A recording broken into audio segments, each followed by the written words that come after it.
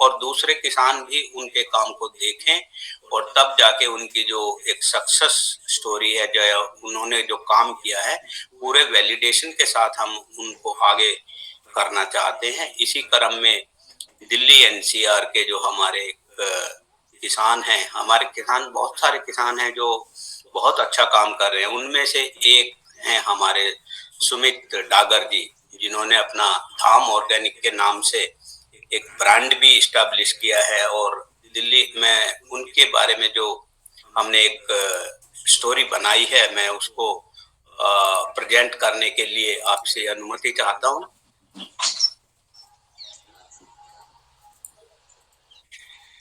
ये सुमित डागर जी का एक छोटा सा समाहित करने की कोशिश की है। हालांकि ये फॉर्मेट काफी कुछ अच्छा बना है, फिर भी बहुत सारा काम जो है इसमें थोड़े शब्दों में बताने के लिए कहा गया है। इसमें मैं बता दूं, सुमित डागर जी बहुत ही युवा किसान हैं। उनकी उम्र मात्र 35 साल है, लेकिन उन्होंने इस छोटी उम्र में भी नेचुरल फार्मिंग में एक अपना नाम इस्टेब्लिश किया है दिल्ली एनसीआर में। और पिछले 10-15 साल में ये जैविक खेती से जुड़े हुए हैं, नेचुरल फार्मिंग कर रहे हैं। और इन्होंने अपने अलग अलग इंस्टीट्यूशंस में जाके, अलग अलग कॉलोनीज में जा करके यहाँ का जो परिवेश है दिल्ली एनसीआर का, उसका फायदा और अपनी मेहनत से इन्होंने अपना एक ब्रांड इस्टेब्लिश किया है। इनके पास मात्र 12 एकड़ जमीन है और 3 गाय और 2 भैंस है इनके पास पशु। और उनके बदौलत इन्होंने जो है पूरी तरह से नेचुरल फार्मिंग को अपनाते हुए, जिसमें ये गाय और भैंसों के लिए चारा भी ऑर्गेनिक उगाते हैं और इसमें सीजनल वेजिटेबल का इन्होंने काफी भरपूर उपयोग करते हैं। बाकी जो अन्न में ये जो है गेहूं, बाजरा, धान इत्यादि की खेती करते हैं। और जो भी इनकी जैविक उत्पाद बनते हैं, ये डायरेक्ट गेहूं या धान डायरेक्ट मंडी में नहीं बेचते हैं।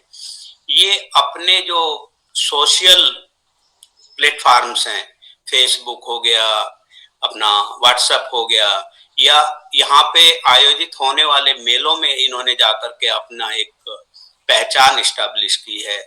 और उस पहचान के बेस पे दिल्ली एनसीआर के करीबन 1000 इनके उपभोक्ता बन चुके हैं। और उन उपभोक्ताओं को ये गेहूं का दलिया, बेसन, आटा और घी, ये सारी चीजें अपने उपभोक्ताओं को उनके घर तक पहुंचाते हैं। यहाँ ये दिल्ली एनसीआर गुड़गांव में या दिल्ली की बड़ी बड़ी कॉलोनीज के अंदर में जाके अपनी हाट लगाते हैं टाइम टाइम पे। और उन परिवारों को जिनको अपने स्वास्थ्य के प्रति लगाव है, वो इनसे डायरेक्टली इनके प्रोड्यूस को खरीदते हैं, जिससे इनको अच्छा दाम मिलता है। और उसके बेस पे ये अपने पूरे प्रोडक्ट को अच्छे से मार्केट कर पाते हैं।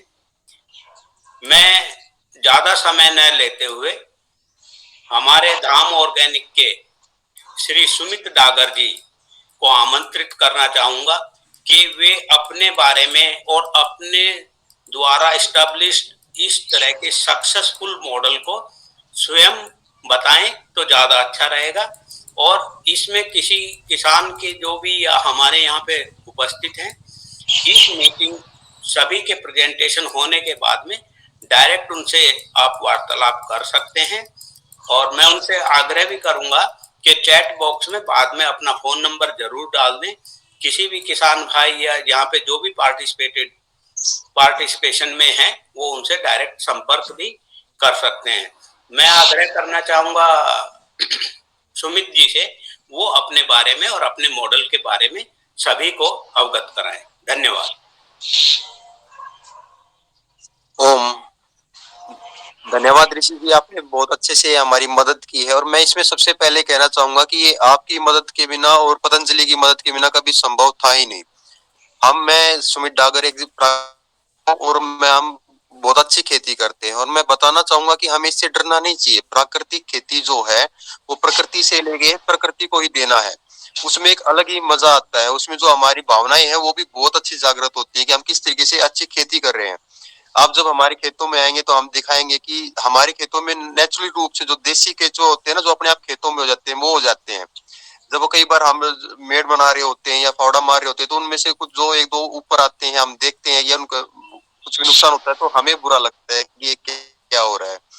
प्राकृतिक खेती ही हमारा भविष्य है और उसी के थ्रू हमें आगे जाके काम करना है। हम जो है डायरेक्ट लोगों से जुड़ते हैं। एक हमारा दुर्भाग्य है अभी इस समय में कि कोई भी ऐसी मंडी नहीं है हमारे क्षेत्र में या हमारे उसमें कह सकते हैं कि जहाँ पे हम अपने देसी उत्पादों को लेके जा सके। और तो हम लोगों को डायरेक्ट सीधे उनके घरों में देते हैं और उनको बताते भी हैं कि किस तरीके से ये उगाया जाता है। उसके लिए हम साल में एक बार अपने खेतों में पूरा एक आयोजन करते हैं कि आप आइए सर्दियों में और देखिए किस तरीके से आपकी फसलें जो है तैयार हो रही है। वहां उनको हम पूरा डेमो देते हैं, हर चीज के बारे में बताते हैं।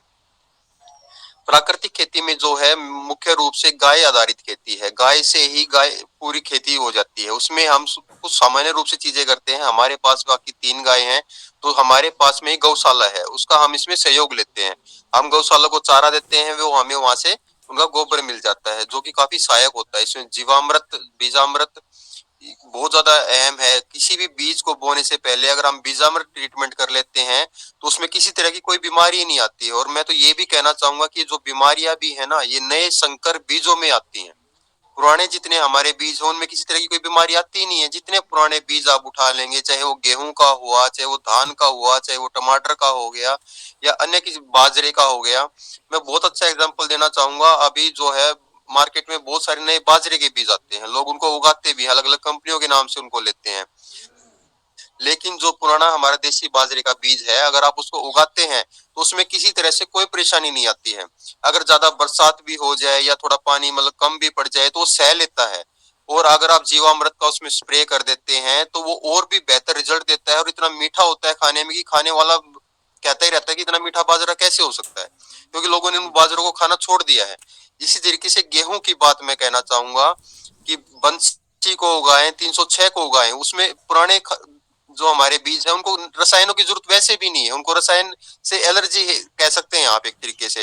जैसे हमारा कोई पुराना बुड्ढा होता है ना, जैसे पुराना देसी आदमी है, वो तो घी का शौकीन होता है, उनको नहीं ये मार्केट की चीजें पसंद नहीं आती जो नई नई चीजें चल रही होती है। तो उसी तरह से हमारे जो ये पुराने बीज हैं इनको नई चीजों की पसंद ही नहीं आते। हम क्या करते हैं अपने गाय के गोबर को और जैसे खेत के कोने पे डालते रहते हैं। अलग अलग खेतों में अलग अलग साल पे हम उनका नंबर लेते हैं। जिस खेत का नंबर नहीं आता है गोबर के लिए, वहां पे हम अपनी मुट्ठी भरते हैं, उसमें डाचा दालें सभी जो है दलहन है उनको मुट्ठी भरो और फेंक दो, निश्चित हो गए फेंक दो। प्रकृति इसमें प्रकृति की तरह से उसको चलने दो। वो अपने आप 40 से 45 दिन लेगा, वो तैयार हो जाएगा। उस पौधे ने तैयार होने में जिन न्यूट्रिएंट की आवश्यकता थी, जो पोषक तत्व हैं जिनको आप nitrogen, phosphorus, potash, calcium, sulphur अलग अलग नाम से जानते हो, वो 17 पोषक तत्व होते हैं। लेकिन उसमें मुख्य रूप से 5 या 6 होते हैं जो मुख्य रूप से काम करते हैं। और जिंक की मात्रा हमारे धरती में बहुत कम रहती है। तो वो जो मुख्य रूप से तत्व लेगा उसी में उसको फिर छोड़ देते हैं गलने के लिए। गलने का काम हमेशा नाइट्रोजन करती है। जब वो गलेगा तो वहां पे नाइट्रोजन बहुत ज्यादा मात्रा में बनती है, क्योंकि हमेशा नाइट्रोजन गलाती है। जिस नाइट्रोजन का उपयोग जो किसान भाई हैं वो यूरिया के माध्यम से करते हैं कि पागलों की तरह उसको ढूंढते रहते हैं, महंगा खरीदते हैं, डीएपी महंगा खरीदते हैं। प्राकृतिक खेती में इतना बचत है, इतना पैसा कम लगता है कि मैं आपको, आप देखो आपने कोई रसायन ही नहीं खरीदना पड़ रहा, आपकी कितनी बचत है। एक किसान पहले तो बीज खरीद के लाता है, वो इतना महंगा उसको मिलता है। सुमित जी मैं थोड़ा सा रोकना चाहूंगा यहाँ पे। एक थोड़ी समय की पाबंदी है और इसको हम लोग बस थोड़ा सा जो आपके बारे में बताया गया हम उसको वैलिडेट करना चाह रहे हैं। आपको हम मौका फिर से देंगे आप इसीलिए। और आपका बहुत बहुत धन्यवाद सुमित जी। एंड ऋषि जी आपका भी बहुत बहुत धन्यवाद। पवन सर कुछ कहना चाह रहे विवेक जी, हैं? मैं कहना चाहूंगा सुमित जी थोड़ा सा आप अपना मार्केटिंग मॉडल 1 मिनट में अगर बता सके, क्योंकि मेन इशू मार्केटिंग का रहता है। मैं आपको समझा, शुक्रिया। ऋषि जी इसको हम बाद में करते हैं क्योंकि सबके टाइम दिए हुए हैं और सब लोग लाइन में हैं और ये थोड़ा सा वो हो जाएगा। हम इसको अंत में एक बार कर लेंगे, मेरे हिसाब से वो ज्यादा बेहतर होगा। ठीक है, धन्यवाद। धन्यवाद। सुमित जी, मैं थोड़ा सा आपको रोकना चाहूंगा। शुक्रिया जी सुमित जी, आपको आपकी बात बहुत ही महत्वपूर्ण है हमारे लिए, इसलिए इस फोरम में आपको हम फिर से मौका देंगे। आपकी बात सुन रही है, बाकी किसान भी बहुत उत्सुक हैं आपके मॉडल के बारे में जानने के लिए, लेकिन हम आपके साथ विस्तार में बातचीत करेंगे अलग से। तो अभी इस जो हमने एक व्यवस्था बनी है, इसको चलने देते हैं और आगे बढ़ाते हैं। विवेक जी, इसको आगे बढ़ाएंगे। धन्यवाद, धन्यवाद। इसी सत्र में मैं एक बार स्वप्निल पीजे जी को आमंत्रण दूंगा कि वो आए और अपने किसान के बारे में बताएं। स्वप्निल जी, और इसको थोड़ा संक्षिप्त में बताएं, जो हमारे लिखा है, हमने यही डिस्कस किया था, उसको थोड़ा वैलिडेट करना है। हम वैलिडेशन करेंगे क्योंकि बहुत सारे लोग हैं लाइन में, ऐसा ना हो कि हम लोग छूट जाए। स्वप्निल जी। ओम सर, मैं जो आज किसान की जो नेचुरल फार्मिंग की सक्सेस स्टोरी बताने जा रहा हूँ वो नीरज चंद्रकांत जी पांडे। सर मेरा आवाज आ रहा है? हाँ जी, हाँ जी, आ रहा है, बताइए। वो नीरज चंद्रकांत जी पांडे, ये मालेगांव तालुका मालेगांव डिस्ट्रिक्ट वाशिम स्टेट महाराष्ट्र से रहने वाले हैं। इन्होंने शुरुआत में जो नर्सरी खेती की शुरुआत करीब 2020 से शुरुआत की है। जो उनके मोटिवेटेड पर्सन जो रहे हैं डॉक्टर संतोष चौहान, जो फार्म लैब के ओनर जो है, उन्होंने उनको गाइड किया है, नर्सरी खेती की ओर आकर्षित किया है। और उनका जो शुरुआत में उन्होंने 8 एकड़ से सोयाबीन की फसल से उन्होंने शुरुआत की है। और कुछ शुरुआत में दिक्कतें भी गई है उनको, जो खरीद में जब शुरुआत किया उन्होंने तो कुछ फसल का प्रोडक्शन लॉस हुआ, लेकिन अगले ही सीजन में उन्हें अच्छा प्रॉफिट हुआ। तो उन्होंने उतना डिफिकल्टी फेस नहीं किया। और जो उनकी जो खेती देखे और भी आसपास के पड़ोस के किसान नर्सरी खेती की ओर आकर्षित हो रहे हैं। और इनका जो फार्मर्स कैटेगरी जो है नेचुरल फार्मिंग में आता है। इनके पास सर 2 देसी गाय है। फार्मिंग एक्सपीरियंस इनका 12 साल का रहा है। टोटल लैंड होल्डिंग इनके पास 35 एकड़ टोटल लैंड होल्डिंग है।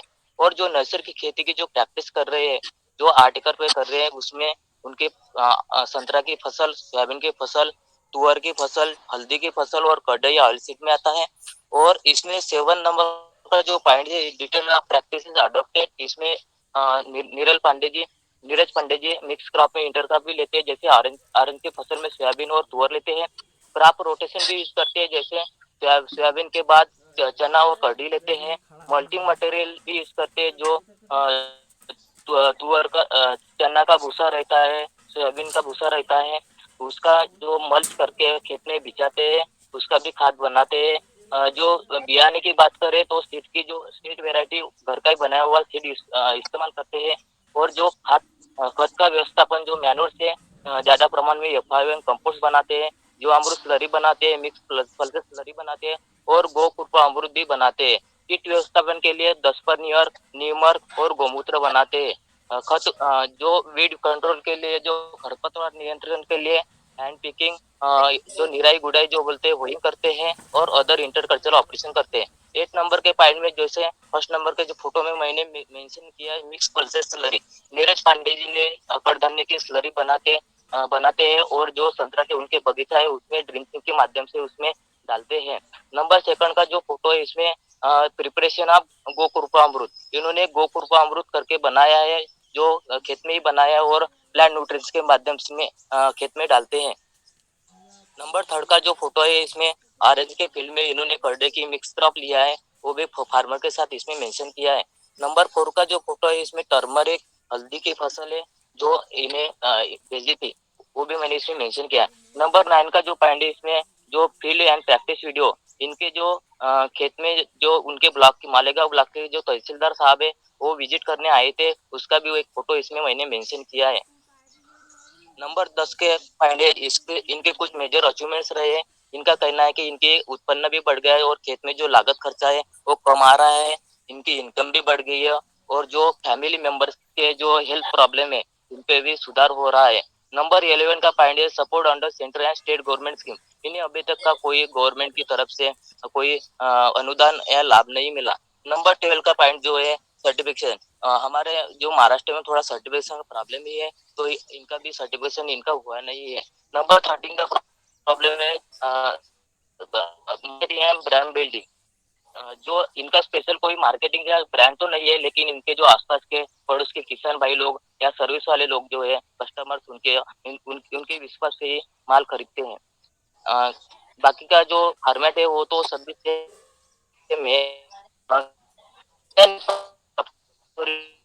में सही है। आप सर 1 मिनट के लिए।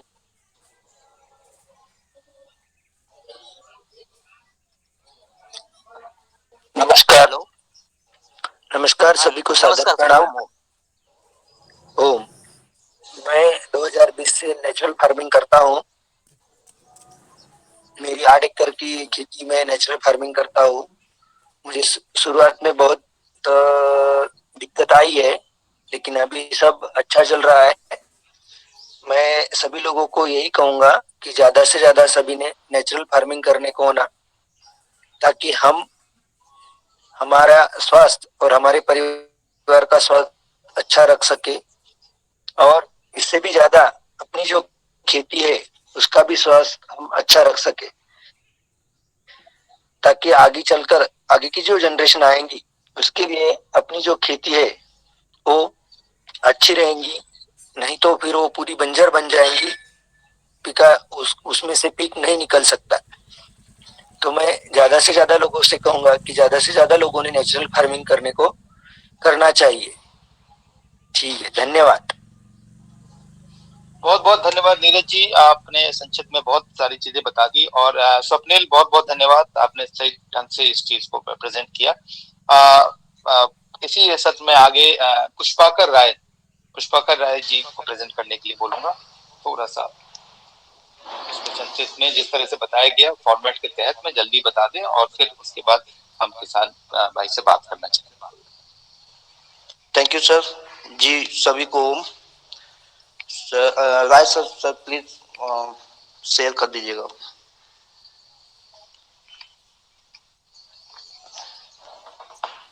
आज हम sir success story case study farmer Krishnanand ji के बारे में है, जो उत्तर प्रदेश के बाराबंकी जिला के बसवा रिचौली के रहने वाले हैं।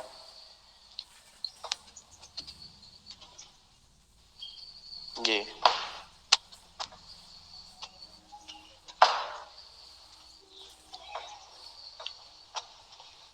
इनके पास 2.5 एकड़ लैंड फार्मिंग के लिए है, जिसमें 1 एकड़ में नेचुरल फार्मिंग करते हैं। ये 12 साल से खेती करते हैं और 2018 से प्राकृतिक खेती करना शुरू किया है। इनके पास 1 गाय और 4 भैंसे हैं, जिनके सहयोग से ये गोबर और गौमूत्र से जीवामृत और धन जीवामृत बनाते हैं।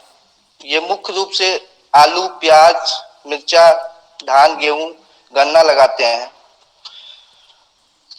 ज्यादा 1 एकड़ खेती की वजह से ज्यादा अनाज ना होने की वजह से ये लोकल मार्केट में ही अपना जो है अनाज बेचते हैं। प्राकृतिक खेती करने की वजह से इनकी अनाज इजीली सेल हो जाती है, जिससे इनका नाम होता है। और ये सभी लोगों में प्राकृतिक खेती के लिए रिक्वेस्ट करते हैं। इसका प्राकृतिक खेती के लिए लाभान बताते हैं। फार्मर कैटेगरी इनका नेचुरल फार्मिंग है। इनके पास 1 गाय, 4 भैंसे हैं। इनको 12 साल का एक्सपीरियंस है। 2.5 एकड़ जमीन है। 1 एकड़ में नेचुरल फार्मिंग करते हैं। मुख्य रूप से आलू, प्याज, मिर्ची, गेहूं, धान की पैदावार करते हैं। ये सीड ट्रीटमेंट के लिए बीज अमृत का यूज करते हैं।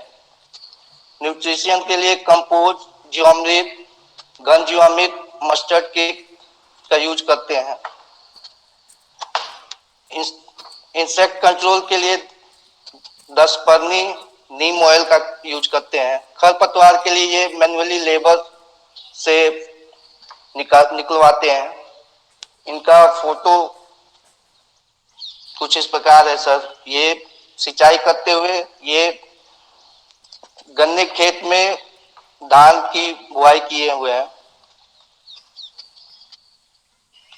ये 4 साल पहले पतंजलि से नेचुरल फार्मिंग का ट्रेनिंग करने के बाद इनको समाज में और इनकी पर्सनालिटी में वृद्धि हुई है। इनका कोई सर्टिफिकेशन नहीं है और ये छोटे पैमाने पे लोकल मार्केट में सेल करते हैं। सर, मैं नंदकिशोर जी को आमंत्रित करूंगा।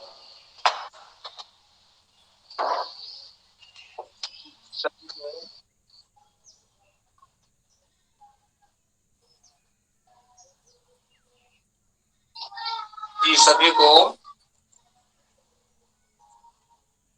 मैं पतंजलि से आभार व्यक्त करता हूँ।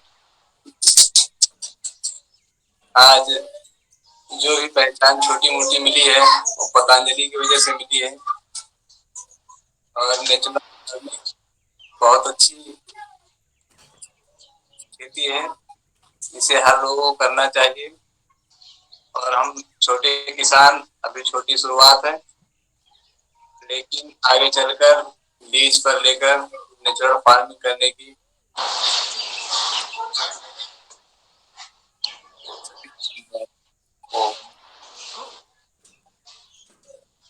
बहुत बहुत धन्यवाद आपका। और ये आप जो बोल रहे हैं ये छोटी है नहीं, ये एक बहुत बड़ा काम कर रहे हैं आप। और ये अपने लिए नहीं, हम सबके लिए, समाज के लिए बहुत अच्छा कर रहे हैं। आपका बहुत बहुत धन्यवाद पुष्पाकर, बहुत बहुत धन्यवाद। मैं इसी सत्र में अब आगे नीरल जी को बुलाना चाहूंगा, क्योंकि वो अपने जो किसान को उन्होंने चुना है उनके बारे में बताएं। नीरल। और इसी सत्र में इसके बाद शुभम जी हैं, तो अपनी तैयारी करके रखें ताकि ये फटाफट हमारे जो कार्य है सही तरीके से चलता रहे। नीरल जी। जी नमस्कार, मैं नीरल ठकुरिया असम प्रांत से बोल रहा हूँ और मैं आज श्री विनोद शर्मा जी का केस स्टडीज के बारे में बताने जा रहा हूँ। विनोद शर्मा जी ओवरी ग्राम बक्सा जिला असम का एक अच्छा प्रभावशाली किसान है। वो 2016 से प्राकृतिक खेती कर रहा है। श्री शर्मा जी PMKVY RPL के अंतर्गत जैविक खेती और ग्रुप फार्मिंग का प्रमाणित किसान है। उनका 3.5 एकड़ जमीन है जहां वो 2.5 एकड़ जमीन में प्राकृतिक खेती करते हैं। विनोद जी का हरी चाय बागान और काली चाय बागान है। उसके साथ वो केला, नींबू, सुपारी और सब्जी भी करता है। उनके पास 4 देसी गाय, 8 बकरी और 58 मुर्गी है। वो चाय बागान और अपने अन्य खेत में स्प्रिंकलर इरिगेशन का उपयोग करता है। विनोद जी स्थानीय रूप से अन्य किसान के साथ जैविक खाद एवं कीटनाशकों का उत्पादन भी करता है और फिर अपने प्रयोगशाला में उपयोग करता है। न्यूट्रिएंट मैनेजमेंट के लिए वो पोल्ट्री के कूड़े, गौमूत्र, गोबर का खाद और बीजामृत का उपयोग करता है। कीटों को नियंत्रण करने के लिए वो नीम ऑयल का उपयोग करता है और 25 लीटर गौमूत्र के साथ 25 लीटर पानी और साथ में बीज फल, सीताफल, अरू पत्ता, तंबाकू का पत्ता, भांग पत्ता और मिर्च का पेस्ट तैयार करता है और इसे 200 लीटर पानी से पतला करते हुए उपयोग करता है ताकि कीटों का नियंत्रण किया जा सके। उनका उत्पादन का लागत है खर्चा का लागत है 70,000 रुपये प्रति एकड़ में और नेट प्रॉफिट है 1,80,000 प्रति एकड़ में। Shri Vinod ji KVK district agriculture office आत्मा से जुड़े हुए हैं, जो उन्हें नए नए कौशल और सरकार के योजना के बारे में जानकारी रहते हैं। वो अपने केले, नींबू और सुपारी को स्थानीय बाजार में बेचते हैं। गुवाहाटी के रंगमन संस्था और दिल्ली के विजय कुमार जी को ग्रीन टी और ब्लैक टी की आपूर्ति भी करते हैं। धन्यवाद। अब मैं श्री आदरणीय विनोद शर्मा जी को आमंत्रण करना चाहूंगा कि वो आए और अपना परिचय दे और 2 शब्द बोले। ओम नमस्कार जी, सभी को मैं प्रणाम। सुन पा रहे हैं मेरे बात? जी जी जी, आवाज आ रही है। मैं विनोद शर्मा बक्सा जिले का छोटी से किसान हूँ। नीरल जी ने जो बताए वो बहुत सही बताए। मैंने जितना सके करने के छोटा किसान हूँ, मतलब अभी मैं आगे जाने के लिए ये प्राकृतिक और नेचुरल खेती के लिए मैं खूब वो करता, बहुत अच्छा लगता है।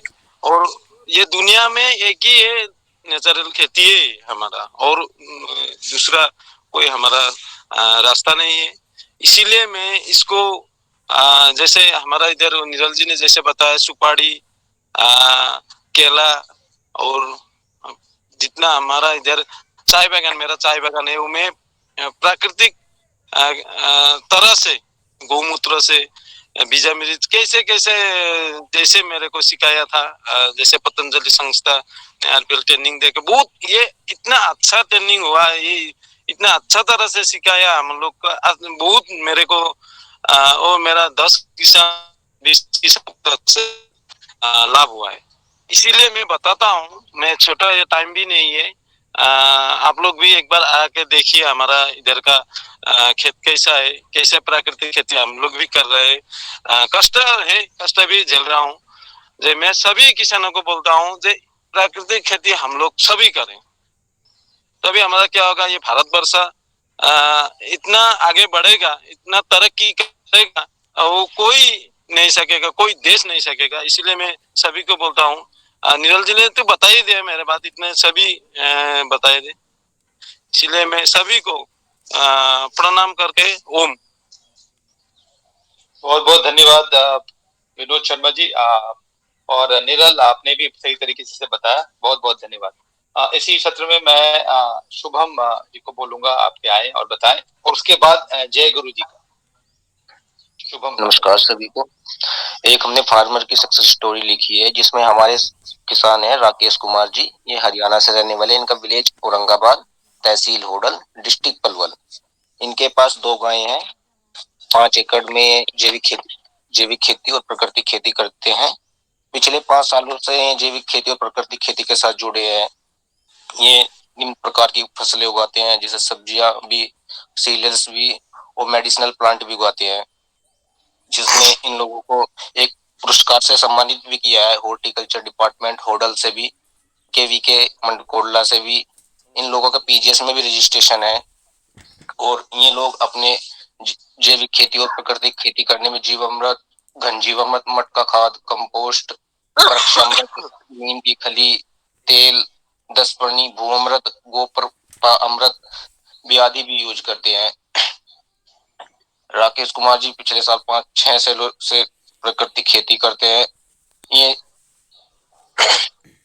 अन्य प्रकार के जो हमारे खेत के अपशिष्ट पदार्थ है, उन लोगों को भी प्राकृतिक खेती में यूज करते हैं। मैं इनके जाके फील्ड पे भी एक बार विजिट होती, लास्ट टाइम मेरी, जब पीजीएस का एक रजिस्ट्रेशन भी कर रहे थे, तो उन लोगों को देखा, जब मैंने जाके एक नेचुरल फार्मिंग में एक मॉडल भी तैयार किया हुआ है। तो इसी के मेरे को डिटेल दी है इस फॉर्म में। तो मैं इसमें आमंत्रित करना चाहूंगा एक राकेश जी कुछ आके और अपनी और बातों को इस फॉर्म में रख सकते हैं। मैं राकेश जी को आमंत्रित करना चाहूंगा इसी फॉर्म। राकेश जी मेरी आवाज सुन पा रहे हैं आप?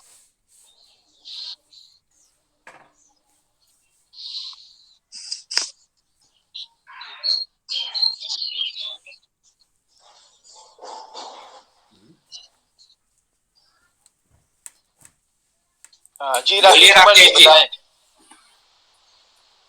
आप अनम्यूट कर लें और फिर बताएं।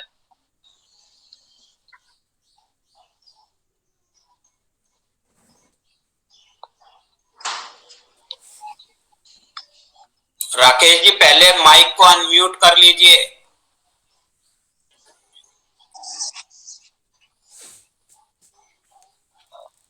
मैं वंदना जी को रिक्वेस्ट करूंगा, आप अपना वीडियो बंद कर लें प्लीज।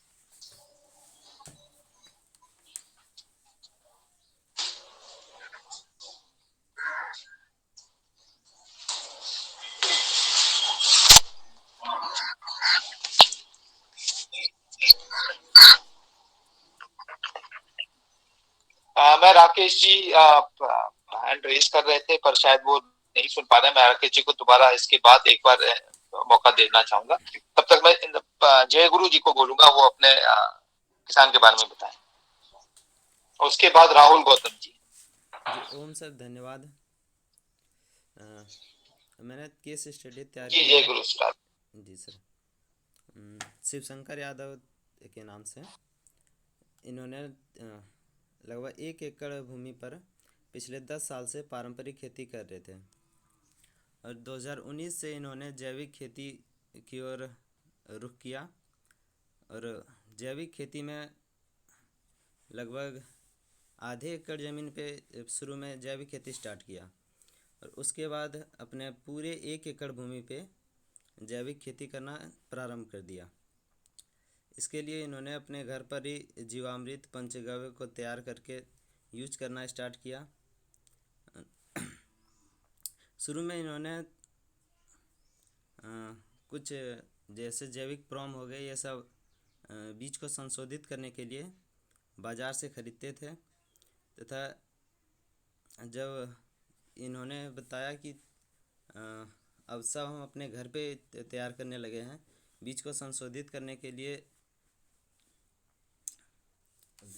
पंचगव्य का उपयोग करते हैं और इनका अपना मुख्य फसल के रूप में धान यूज करते हैं तथा धान के लिए सबसे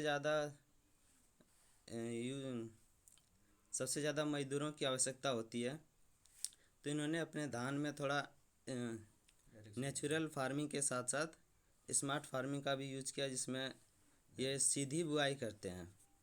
सीधी बुआई में धान को घर पे संशोधित करके खेत पे डायरेक्ट छिड़काव कर देते हैं। उसके लिए एक मशीन है, सीड ड्रम मशीन, जिससे एकदम लाइन बाय लाइन धान जिस तरह रोपा जाता है उस तरह से सीधे बिना मजदूर के आवश्यकता से धान का रोपाई हो जाता है। और इसी के साथ इन्होंने आत्मनिर्भर कृषि अपनाया, जिसमें कि प्राकृतिक खेती के साथ साथ आत्मनिर्भर खेती करते हैं। मैं शिवशंकर जी से इस बारे में पूछना चाहता हूँ कि इतना जो आत्मनिर्भर की प्राकृतिक खेती के साथ साथ आत्मनिर्भर खेती कर रहे हैं, इनसे उनको कितना लाभ है। वह इन्होंने अपने घर में 4 गाय रखे हैं और 1 एकड़ एरिया पर पूर्ण रूप से प्राकृतिक खेती करते हैं, जिसमें इन्होंने धान को किसी भी बीज को तो बोने से पहले उनका संशोधित करते हैं। मुख्य रूप से धान का फ़ोटो हम इसमें लगाएं, जिसको संशोधित करते हुए देखा जा सकता है। वह सीधी बुआई करते हुए धान का भी फ़ोटो इसमें लगाया गया है। मैं शिवशंकर यादव को बुलाना चाहता हूँ। ओम सर, मैं शिवशंकर यादव, ग्राम पोस्ट केनवन काठी, थाना जसीडीह, जिला देवघर, झारखंड से बिलोंग करता हूँ। हम बहुत पहले से पारंपरिक खेती कर रहे थे। हमको मौका मिला किसान समृद्धि कार्यक्रम में जाने का हरिद्वार। वहाँ से जब लौटे फिर हम ऑर्गेनिक कृषि का प्रशिक्षण लिए और तब से हम जैविक खेती करना प्रारंभ कर दिए हैं। हम लोगों का मुख्य खेती होता है धान और गेहूँ एवं सब्जी। तो धान में हम लोगों का मजदूरी ज़्यादा लग रहा था यहाँ पे, तो ब्लॉक से प्रशिक्षण मिला हम लोग को डायरेक्ट सेलिंग का, सीधी बुआई का। सीधी बुआई में हम लोगों को एक सीड ड्रम मिला। उसमें नियम क्या है कि हम खेत को कीचड़ बना करके ड्रम सीडर के माध्यम से बीज को खेत में छिड़काव करते हैं, गिरा देते हैं। उससे क्या होता है, लाइनअप में धान मेरा उग जाता है और वैसे धान को 15 से 20 दिन समय का भी बचत होता है। 15 से 20 दिन पहले मेरा धान तैयार होता है। उपज भी ज़्यादा होता है और लागत कम होता है। हम लोग पारंपरिक खेती कर रहे हैं और उससे मुनाफा मेरा ज़्यादा हो रहा है।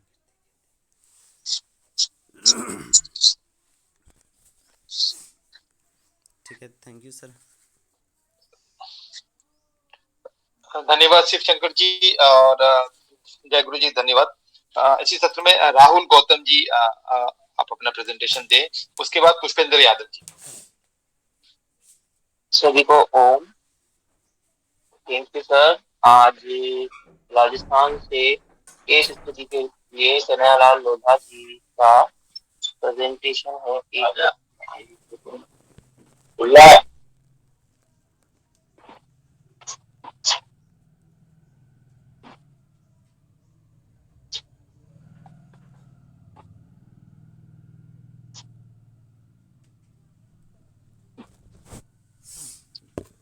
कन्हैयालाल लोधा जी गांव सादला के जिला झालावाड़ राजस्थान के किसान हैं। इन्होंने 2011 से प्राकृतिक खेती करना शुरू किया है। 2011 में झालावाड़ केवीपी के अंदर कृषक मित्र के दौरान इनकी मुलाकात डॉक्टर मधुसूदन आचार्य जी से हुई। वहीं से इन्होंने प्राकृतिक खेती करना चालू किया। इसके पश्चात ये डॉक्टर मधुसूदन आचार्य के टच में रहे। इस तथा अपने खेत पर ही पेस्टिसाइड, अमृत पानी तथा कंपोजर बनाने लगे। इसके पश्चात इन्होंने अक्षय ऑर्गेनिक ऑर्गेनाइजेशन और लिटरेसी इंडिया नामक संस्थाओं के साथ जुड़े। वर्ष 2018-19 में PORI के द्वारा इन्होंने ऑर्गेनिक फार्मिंग की ट्रेनिंग ली। इसी के अंदर इन्होंने जीवांश खाद और मिट्टी की जांच करना सीखा। ट्रेनिंग के पश्चात गांव में जाकर इन्होंने अपने गांव की महिला और पुरुषों को ट्रेनिंग प्रदान की। आज इनके गांव में 80% फार्मर जैविक खेती कर रहे हैं।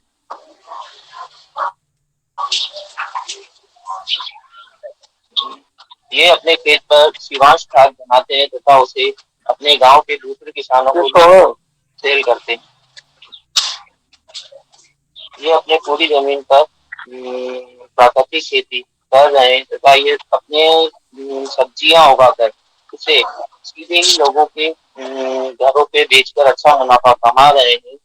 ये अब गेहूं भी उगाते हैं और उसे सीधे अपने जान पहचान वालों के यहाँ पर बेचते हैं। इनके पास 2 गाय और 2 भैंसे हैं। इनके पास पूरी जमीन 2 एकड़ है।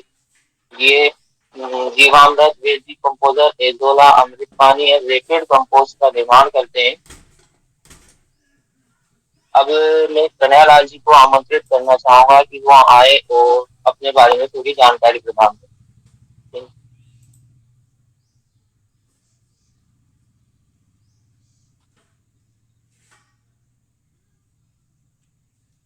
कन्हैया जी,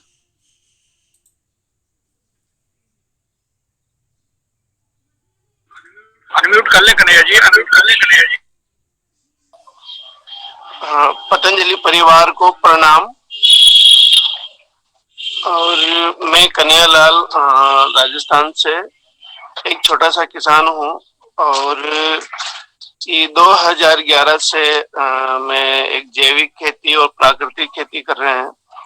और मेरा ये है कि जो सर ने अभी बताया है उसमें ये जो मिट्टी है उसमें जो सूक्ष्म जीव होते हैं उनको रासायनिक फर्टिलाइजर लोगों ने डाल के उसका कठोर कर दिया है। उसका जो जीव है वो नष्ट होते जा रहे हैं और बिना जीव के नेचुरल फार्मिंग संभव नहीं है। तो कार्बनिक जो खेती है उस तरह के आयन प्राकृतिक चीजों से लेके बना के और जमीन में डालने से जो जमीन का एक अच्छा जो प्राकृतिक जो खेती है उससे अनाज उत्पादन होगा। जैसे अभी 1965-66 में जो हरित क्रांति आई थी उसी की वजह से ये सारा वो हुआ है। उस टाइम पे समस्या थी कि भाई अनाज का उत्पादन नहीं है ना, अनाज की समस्या हो जाएगी। लेकिन उस रासायनिक से जो समस्या हुई वो उससे भी बड़ी समस्या है क्योंकि विभिन्न प्रकार की बीमारियां हो रही है और जमीन अगर उसके अंदर जो सूक्ष्म जीव हैं वो अगर नष्ट होते चले गए इस तरह से और प्राकृतिक खेती पे अगर लोग नहीं आते हैं तो मेरा मानना है कि बहुत बड़ी समस्या है। इसमें पतंजलि परिवार ने बहुत बड़ा अहम भूमिका निभा रहे हैं और जब से मुझे ट्रेनिंग मिला मैं किसानों को वेस्ट डिकम्पोजर बनवाते हैं हर जगह। जो चंद्रकांता जी डॉक्टर साहब ने गाजियाबाद से जो वो वेस्ट डिकम्पोजर निकाला है देसी गाय के गोबर से और जो बनाया है वो उस रासायनिक का जो परत जमा हुआ है जो उसके अंदर जो सूक्ष्म जीव जो थे वो जो नष्ट हुए हैं वो वापस से उस जमीन में ज्यादा संख्या में बढ़ेंगे और किसानों का उत्पादन बढ़ेगा। धन्यवाद सर। सर मैं राकेश धन्यवाद। इंटरनेट की कनेक्टिविटी के कारण नहीं जुड़ पाया था। राकेश कुमार जी, आपको हम फिर से एक बार मौका दे देंगे, आप थोड़ा सा वेट कर लें, क्योंकि अभी बात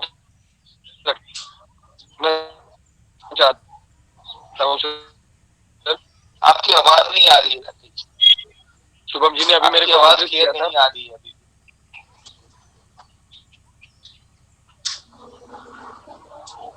सबकी इच्छा सर। जी सर, अभी भी सर क्लियर नहीं। पुष्पेंद्र जी, सर क्या सुन पा रहे हैं मेरे को? Yes sir, ready. Rakesh ji, आप इसके बाद बता देंगे, ये अभी स्टार्ट होने वाला है इस प्रेजेंटेशन के बाद, और पुष्पेंद्र जी के बाद राकेश जी बता देंगे अपना, उसके बाद रजत जी का है। पुष्पेंद्र जी बताइए। Thank you sir. सभी को नमस्कार। मैं उत्तर प्रदेश के बुंदेलखंड रीजन से हूं, और हमने जो एक सक्सेस स्टोरी लिखी है वो हमारे प्रगतिशील किसान है भान प्रकाश जी। भान प्रकाश जी ग्राम लेधौरा, खुर्द, ब्लॉक पनवाड़ी, डिस्ट्रिक्ट महोबा के प्रगतिशील किसान है। भान प्रकाश जी के पास में जो खेती करने का अनुभव है वो लगभग 50 साल का है, और भान प्रकाश जी को शासन प्रशासन के द्वारा कई बार पुरस्कृत भी किया गया है। उद्यान विभाग के द्वारा भी पुरस्कार मिला है, सम्मानित किया गया है। कृषि विभाग के द्वारा भी भान प्रकाश जी को सम्मानित किया गया है प्राकृतिक खेती के लिए। भान प्रकाश जी के पास में 7 एकड़ जमीन है। 7 एकड़ जमीन में भान प्रकाश जी 5 एकड़ में गन्ना की खेती प्राकृतिक रूप से करते हैं, जिसमें जीवामृत, घन जीवामृत का विधिवत तरीके से प्रयोग करते हैं। 1 एकड़ में गेहूं की प्राकृतिक खेती करते हैं और 1 एकड़ में सरसों की प्राकृतिक खेती करते हैं। भान प्रकाश जी ने पतंजलि किसान समृद्धि प्रोग्राम के तहत ट्रेनिंग ली, ऑर्गेनिक फार्मिंग और ग्रुप फार्मिंग की, और इन्होंने बुंदेलखंड रीजन में सबसे ज्यादा किसानों को ट्रेनिंग दी। 7 ग्रुप इन्होंने बनाए और 7 ग्रुप में लगभग 213 किसानों को प्रशिक्षण दिया है। भान प्रकाश जी एक प्रगतिशील किसान है, इसको शासन प्रशासन मान चुका है, और महोबा में जब किसी प्रगतिशील किसान की बात होती है तो भान प्रकाश जी का उसमें नाम पहले आता है, क्योंकि भान प्रकाश जी खुद प्राकृतिक रूप से खेती कर रहे हैं और दूसरे किसानों को भी प्रशिक्षित कर रहे हैं। हमारे साथ में भान प्रकाश जी हैं। हम निवेदन करेंगे भान प्रकाश जी अपने बारे में संक्षिप्त रूप से बताने की कृपा करें।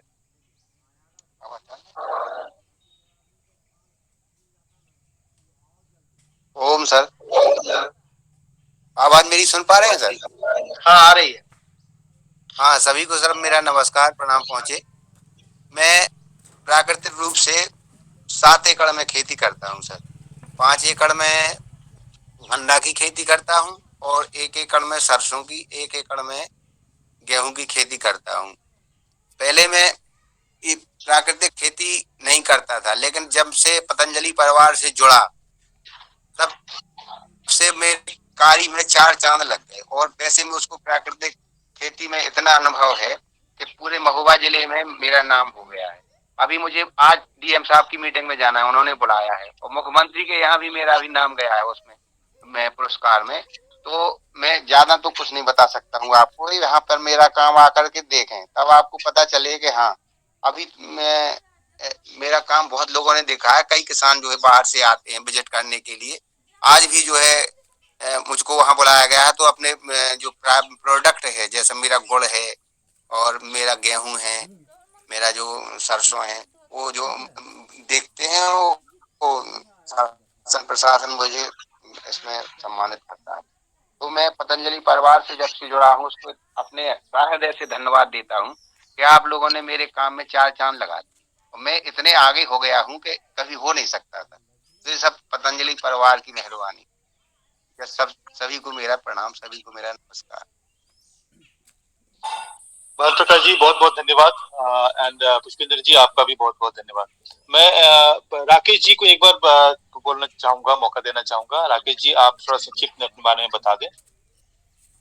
जो शुभम जी ने बताया था उसको एक बार थोड़ा वैलिडेट करके अपने बारे में बता दें।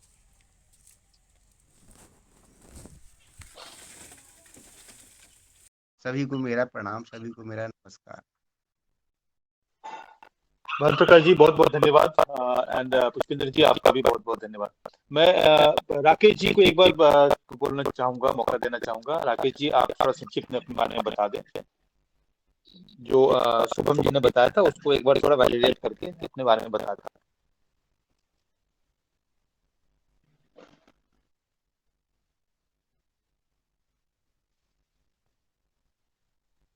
राकेश जी सुन पा रहे हैं तो बताएं।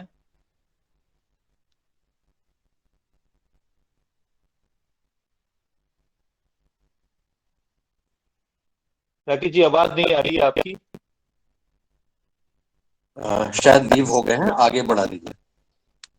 ठीक है रजत चौधरी जी इसके बाद नमस्कार सभी को। मेरा नाम राकेश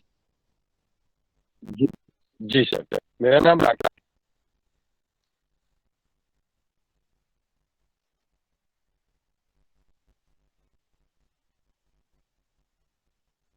सर उसमें कुछ कनेक्टिविटी की प्रॉब्लम आ रही है कुछ वहां पर। उनको मना कर दीजिए फिर। सर दोबारा से कनेक्ट हो चुका हूँ। क्या आप लोग मेरे को सुन पा रहे हो सर? हाँ जी बताइए। ओम सभी को नमस्कार। सर मेरा नाम राकेश चौहान है, मैं आपके पलवल हरियाणा से हूँ। पिछले 5 साल से गौ आधारित जैविक खेती, प्राकृतिक खेती में करता हूँ और सारे उत्पाद खुद से बनाता हूँ। मेरा इस खेती में आने का एक रीजन था, मेरी माताजी को हार्ट की प्रॉब्लम हुई थी, तो उसके लिए मैं इस खेती से जुड़ा और बहुत से लोगों को मैंने इस खेती से जोड़ा है। मैं सब्जियों, गन्ना, गुड़, चावल, धान, गेहूं, सरसों, बाजरा, सब्जियां, लौकी, भिंडी, तोरई, करेला, इन सबके साथ साथ औषधीय खेती भी करता हूं और जिससे कुछ उत्पाद भी मैंने तैयार किए हैं और बहुत से लोगों को उनसे फायदा मिला है। जैसे लोगों को घुटने की समस्या, किसी को हड्डी टेढ़ी की समस्या, ऐसी समस्याओं का भी हमने निदान किया है। और सबसे मतलब से इसका जिसका हम एक अच्छे तरीके से उपयोग भी कर रहे हैं और उसका रीयूज भी कर रहे हैं सर। हम कोई भी वेस्ट जो होता है सबसे खाद बना लेते हैं। जैसे हमें डीएपी की जरूरत होती है तो हम केले के तने का जूस निकालते हैं, उससे औषधियाँ तैयार करते हैं और उसका जो वेस्ट बचता है उसको डायमोनियम फॉस्फेट बना देते हैं। जैसे मैग्नीशियम बेल वाली फसलों के लिए हम सरसों की तूड़ी या सरसों की खली का उपयोग करते हैं। हम भूअमृत, गोकृपामृत, जीवामृत, वृक्षामृत और आपके कई तरह के खाद हम बनाते हैं, अपने आप से यूज भी करते हैं और लोगों को भी उपलब्ध कराते हैं। उन खादों का उपयोग करने से कई किसानों को बहुत से फायदे जो मिले हैं और उनका रुझान इस प्राकृतिक खेती की तरफ आया है। लगभग 70 से 80 किसान हमारे इस ग्रुप से जुड़ चुके हैं और जो गो आधारित जैविक खेती को जिन्होंने अपनाया है उन्होंने गौ माता को जाना है और धरती को माँ मान के उसमें काम करना शुरू किया है। आप मेरे पीछे देख सकते हैं, कुछ छोटा सा डेमो मैंने यहाँ प्राकृतिक प्लांट का लगाया है। पीछे एक वेलनेस जैसा एक सेंटर जहाँ लोगों की हम सेवा करते हैं एक मसाज थेरेपी के द्वारा और बहुत से रोगों को हमने उनका ठीक किया है बिना दवाइयों के। तो मैं शुभम जी का भी तहे दिल से आभार प्रकट करता हूँ, उन्होंने मेरे को मौका दिया आप लोगों से जुड़ने का। बहुत बहुत आभारी मैं पतंजलि ग्रुप का भी हूँ, उन्होंने मेरे को पीजीएस का सर्टिफिकेशन भी दिलाया और मेरी हर प्रकार से हेल्प करते हैं। मैं 2 बार सरकार से सम्मानित हो चुका हूँ और केवी के मिडकोला और हॉर्टिकल्चर होडल से मेरे को सरकारी सहायता भी मिलती है, जहाँ से मेरे को नीम की खली, नीम के तेल, मशरूम प्लांट, मैं मशरूम का उत्पादन करता हूँ, उसके लिए भी हॉर्टिकल्चर होल्डर ने मेरे को सब्सिडाइज किया है। मैं किसी का ज्यादा वक्त ना लेके सभी को यही कहता हूँ कि गो आधारित जैविक खेती को अपनाएं और गौ माता की पहचान करें। बहुत बहुत धन्यवाद राकेश जी, और हम आपसे दोबारा जुड़ेंगे और आपके सत्र को हम आगे एक बार लेके चलेंगे जब हम आपको पूरा मौका देंगे, आपके एरिया को हम देखना भी चाहेंगे। बहुत बहुत धन्यवाद राकेश जी। मैं इसी सत्र में रजत जी को आगे प्रेजेंटेशन देने के लिए आमंत्रण करता हूँ। शुक्रिया विवेक सर। ओम नमस्कार। सदन में जुड़े मेरा सभी महानुभाव को दिल से प्रणाम।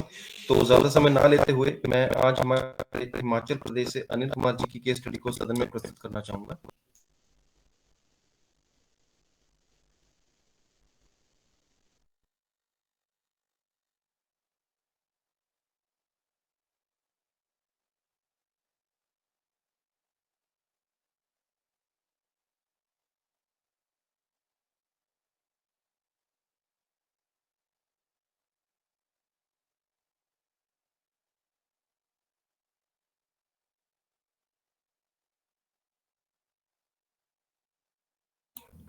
सर स्क्रीन विजिबल है? हाँ जी, हाँ जी। सर अनिल कुमार जी, जिनकी उम्र लगभग 42 वर्ष है, वो गांव काशीपुर, तहसील अम्ब, डिस्ट्रिक्ट ऊना से बिलोंग करते हैं। ये प्राकृतिक खेती पिछले लगभग 5 वर्षों से कर रहे हैं। इनके पास तकरीबन 1 एकड़ जमीन है, जिसमें से वो आधा एकड़ अपने घर के लिए गेहूं, मक्का, लहसुन और लगभग सभी सब्जियां अपने घर के खाने के लिए उगाते हैं। इनके पास एक गाय है, जिनके गोबर का इस्तेमाल वो जीवामृत और खाद के रूप में भी करते हैं। कीटनाशक के लिए ये दशपर्णी भी बनाते हैं और खट्टी लस्सी का भी इस्तेमाल करते हैं। सर अनिल जी को मैं लगभग पिछले 4 वर्षों से जानता हूं और इनका मानना ये है कि अगर हम प्राकृतिक खेती की तरफ नहीं बढ़े तो हमारी आयु तो कम होगी ही, साथ में पर्यावरण और जीव जंतुओं का भी बचाना मुश्किल हो जाएगा।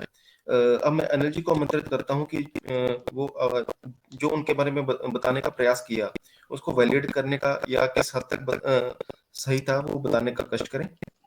अगर मुझसे कोई बात रहेगी तो मैं क्षमा चाहूंगा। जी अनिल जी, आप प्लीज आमंत्रित हैं।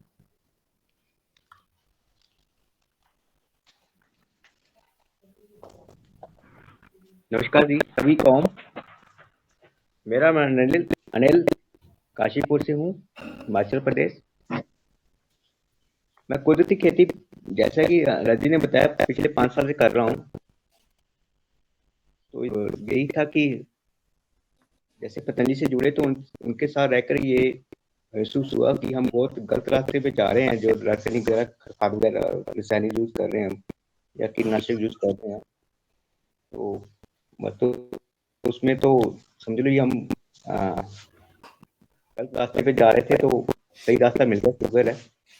तो बात यह है कि इससे एक तो हमारे मित्र कीट हम खुद मार रहे थे, ऊपर से जहाँ हमारे बुजुर्ग एक ही खेत में से 4-4 फसलें लेते थे, मतलब एक ही टाइम पे, उसको मैंने देखा है अपने बचपन में। तो वो तो हम खत्म ही कर चुके हैं। एक ही टाइम पे 4 फसलें एक ही खेत में से, जैसे कि वो मैं बताता हूँ आपको, मक्का और माँ, ये तीनों चीजें एक ही टाइम पे एक ही खेत में मतलब हमारे बुजुर्ग उगाते थे, जो आज खत्म हो चुकी हैं सिर्फ एक कुदरती खेती की वजह से। तो मैं चाहूंगा कि ये लोग वापस इसी ओर आए, ताकि एक ही खेत में से वो अपने जरूरत की सामान को उगा सकें और अपने भारत को आत्मनिर्भर बना सकें। धन्यवाद।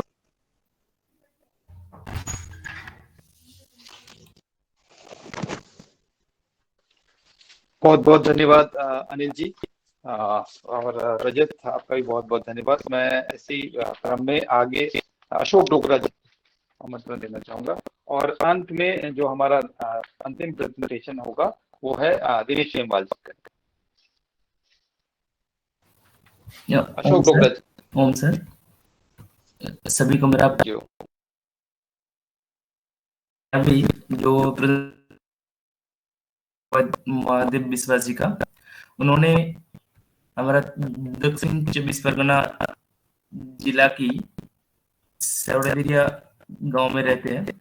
उनके पास 1 एकड़ का कृषि योग्य जमीन है, जिससे वो पहले शुरुआत में 0.3 एकड़ में किया था, फिर धीरे धीरे वो 0.65 एकड़ में प्राकृतिक खेती का मैंने शुरुआत की है।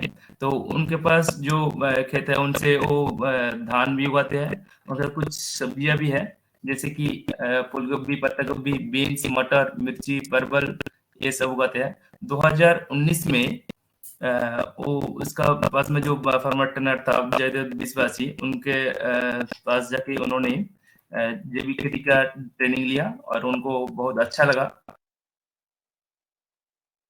उनके पास जो गाय है, गाय का गोबर, गौमूत्र, घर का दाल का बेसन और थोड़ा खर्च करके वो जो गुड़ लेके आया और जीवामृत बनाया और घनजीवामृत भी बना लिया। लगभग 2 बीघा जमीन में अभी वो जीवामृत और घनजीवामृत का प्रभावी ढंग से उपयोग करना शुरू किया। इसके कुछ दिन बाद ये कुछ लोगों से उनका परिचय भी हुआ और केवीके से भी संपर्क हुआ है। तो उसके पास से वहां से उनको जो कुछ सहायता मिला है और ट्राइका कंपोस्ट किट भी मिले हैं, तो उन्होंने वो ट्राइका कंपोस्ट भी बनाना शुरू किया। तो और उनके साथ भी जो पेस्टिसाइड के हिसाब से वो नीम ऑयल और दशपर्णी भी बनाया और उससे उनको बहुत अच्छा सा रिजल्ट भी मिला है। तो ये सब देखते हुए उन्होंने आसपास के लोगों को भी ये बताया और उन लोगों ने भी इसको ध्यान से शुरू किया है। तो फिर कुछ दिन पहले अभी उनको एक अचीवमेंट भी मिला है। हमारा जो दूरदर्शन में उसका एक कार्यक्रम हुआ था जिसका नाम है खेत खमारे बाजीमात। वहाँ पे वो उसका आसपास का और जो फार्मर था उनको लेके गया और उनको प्रथम प्राइज भी मिला है। तो और मैं ज्यादा कुछ ना कहते हुए मैं हमारा जो महादेव विश्वास जी उनको मैं आमंत्रित करूंगा, जो मैं कहा हूँ तो ये सत्य है वो तो बताइए और उनके बारे में कुछ बताइए।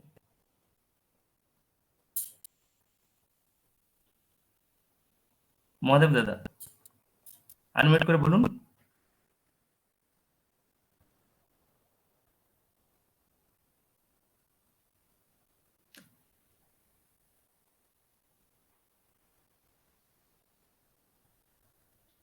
महादेव जी अनम्यूट करके थोड़ा बताइए।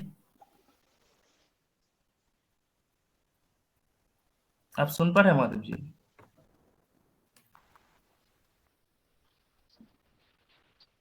महादेव जी आप अगर लाइन पे हैं तो अपने आप को अनम्यूट करके बताइए आपके बारे में। लाइन में तो ठीक है, कोई बात नहीं। अशोक एक बार आप उनको अलग से बोल दीजिए, तब तक मैं दिनेश जी को बोलता हूँ वो अपना दें, अगर उसके बाद लास्ट जी में सर, बता दें। जी सर अब ठीक है सर मेरा यहाँ से वो बोल देते हैं जी। हाँ दादा बोल। हाँ जी बोलने के लिए। हाँ।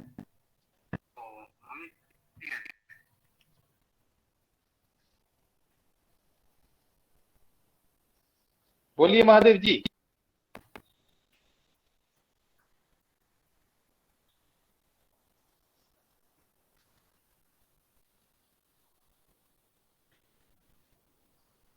अशोक हम आपके पास फिर से आते हैं, तब तक मैं दिनेश जी से आग्रह करूंगा कि वो एक बार।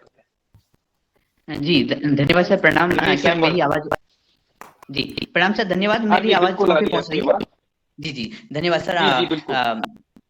हाँ सर, ये जो चैंपियन फार्मर्स की जो केस स्टडी का सिलसिला है उसमें हमें एक कांटेक्ट मिला, एक पता मिला श्री विजय पाल सिंह जी का, श्री उनिया जी के द्वारा।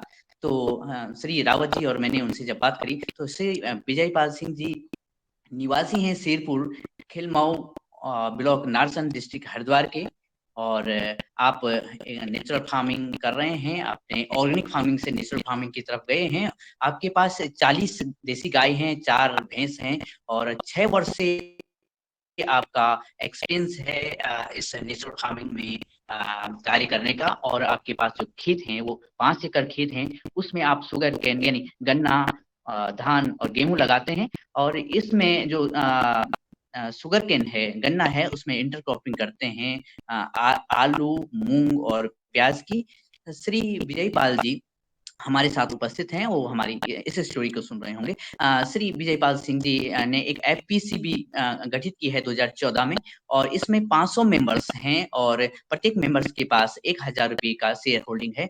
2016 में एफपीसी के जो मेंबरान हैं उन्होंने ये डिसाइड किया कि हम ऑर्गेनिक फार्मिंग और नेचुरल फार्मिंग करेंगे। तो नेचुरल फार्मिंग में उन्होंने शुगर केन, पैडी और व्हीट को बढ़ावा दिया, उगाया, और आप जीवामृत, घनामृत और नीम केक के द्वारा अपनी जो सॉइल फर्टिलिटी है उसे अच्छा बनाते हैं। साथ ही आप 1 एकड़ लैंड में 10 क्विंटल घन जीवामृत और 250 केजी नीम केक का प्रयोग करते हैं।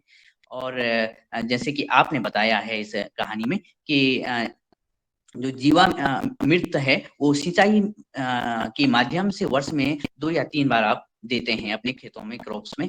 और इसके साथ ही आप जो शुगर केन की जो पत्तियां हैं उसकी मल्चिंग करते हैं, और जब गेहूं कट जाता है तो उस खेत में ग्रीन मैन्यूरिंग भी आप करते हैं। श्री विजय पाल जी जो घनामृत और जीवामृत बड़े पैमाने पर बनाते हैं अपनी डेयरी में, और इसको डिस्ट्रीब्यूट करते हैं, इसका वितरण करते हैं अपनी जो मेंबर्स हैं एफपीसी के उनको। और जब दूसरे किसानों के खेत में, क्योंकि सभी किसान एक तरह से एक सामुदायिक रूप से, एक समूह के रूप में कार्य करते हैं, तो जो टैंकर के माध्यम से जीवामृत अलग अलग किसानों के खेतों में पहुंचाया जाता है। आप नीमास्त्र और नीम के एक एक्सेक्ट से पेस्ट कंट्रोल और जो सामान्य बीमारी हैं उनको नियंत्रित करने में प्रयोग में लाते हैं, और साथ ही जो आपका जो एवरेज प्रोडक्शन है गन्ने का, धान का और गेहूं का, वो क्रमशः ये है 300 कुंटल, 18 कुंटल और 16 कुंटल।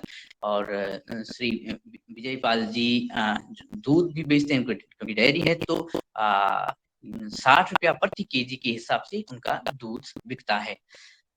और जो गन्ना होता है तो सभी जो पीसी के मेंबर हैं वो उनकी प्रोसेसिंग यूनिट में अपना गन्ना लाकर उन्हें देते हैं। जो इनके द्वारा जो एफपीसी गठित किया गया उसका नाम है जीवामृत। तो इस जीवामृत एफपीसी में 500 जो किसान हैं वो नेचुरल फार्मिंग कर रहे हैं, प्रैक्टिसेस बहुत अच्छी ढंग से कर रहे हैं जैसे उन्होंने बताया है। और आप ऑर्गेनिक जैगरी का उत्पादन कर रहे हैं, और इसके माध्यम से आपका जो यानी आईपीसी का जो टर्नओवर है वो 7.5 करोड़ एनुअली है।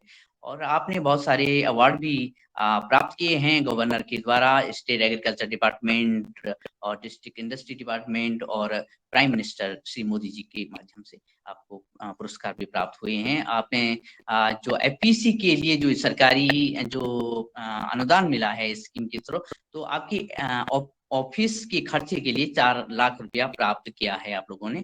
और आप यूसोपो के द्वारा, वनसेट के द्वारा और एनपीओपी और एनओपी के माध्यम से आप सर्टिफाइड हैं।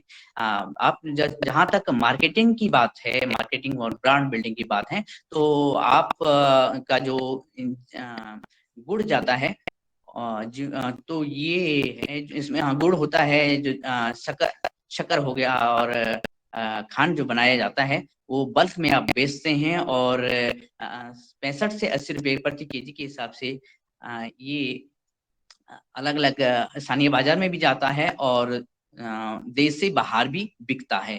तो कुल मिलाकर श्री विजयपाल सिंह जी की कहानी है, और मैं उनसे निवेदन करता हूं, क्योंकि वो उपस्थित हैं, समय कम है, लेकिन 1 मिनट में इस कहानी के बारे में अपनी बात रखिएगा, और पुनः हम आपको मुख्य अतिथि के रूप में जैसे बात हुई है कभी बुलाएंगे। तो आदरणीय से विजयपाल सिंह जी कृपया अपनी बात रखिएगा।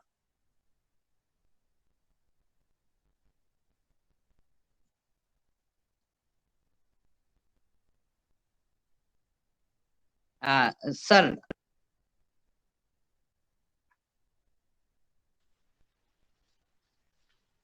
विजयपाल सिंह जी, अगर आप सुन पा रहे हैं तो कृपया अपनी बात रखें।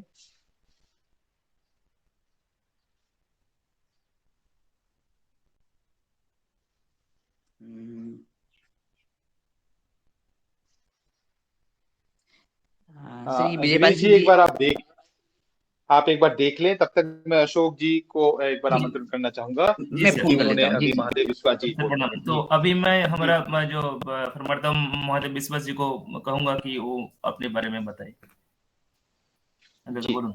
नमस्ते, ओम। मैं महादेव विश्वास पश्चिम बंगाल के दक्षिण चौसा जिला के अंतर्गत भांगड़ ब्लॉक का एक छोटा किसान हूँ। जैसा कि होता है रहा है, मैं पहले रासायनिक खाद और कीटनाशक में इस्तेमाल करके खेती करता है और सोचता था यही सही है, क्योंकि भरपूर फसल होता है और इसके बिना फसल हो ही सकता। सन 2019 में प्रधानमंत्री कौशल विकास योजना में एक ट्रेनिंग लिया, बाद मेरा आँख खुल गया और मैं प्राकृतिक खेत में फिर से खेती करना शुरू किया।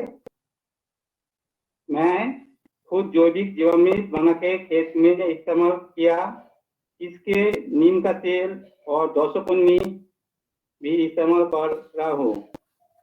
इस जैविक और प्राकृतिक खेती में मुझ सबके अधिक उत्साहित कर रहे और पतंजलि और केवीके कृषि विज्ञान केंद्र। मैं केवीके से खाद बना के कीट निर्माण के लिए मदद एंड डाइकोनोमा तैयारी के लिए किट दिया और इस जैविक खेती में मेरा बहुत उपकार में आया। पहले रासायनिक खाद इस्तेमाल करने के बाद जितना व्यय होता था वो अब बहुत कम हो गया है। केमिकल कीटनाशक इस्तेमाल करने समय शरीर का जितना हानि पहुंचता वो भी घट गया। बल्कि